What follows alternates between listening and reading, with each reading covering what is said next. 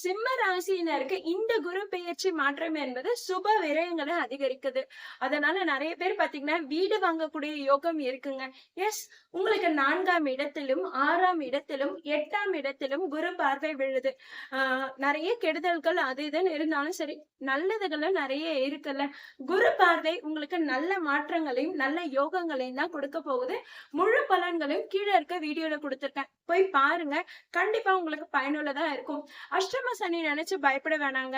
அங்க குரு பார்வை விழறதுனால, அது உங்க யோகாதிபதி குரு பார்வை விழறதுனால உங்களுக்கு நிறைய நல்ல பலன்கள் காத்துட்டு இருக்குங்க. நீங்க போய் கீழே இருக்க வீடியோ பார்க்கும் போதுதான் உங்களுக்கு எந்த மாதிரியான பலன்கள் கிடைக்க போகுது, இறை வழிபாடு என்ன பண்ணலாம், பரிகாரங்கள் என்ன செய்யலான்றதையும் தெரிஞ்சுக்க முடியும்.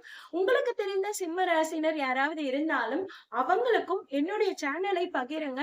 அவங்களும் பார்த்து பயன்பெறுவாங்க. எல்லாருக்கும் குரு பெயர்ச்சி நல்வாழ்த்துக்கள்.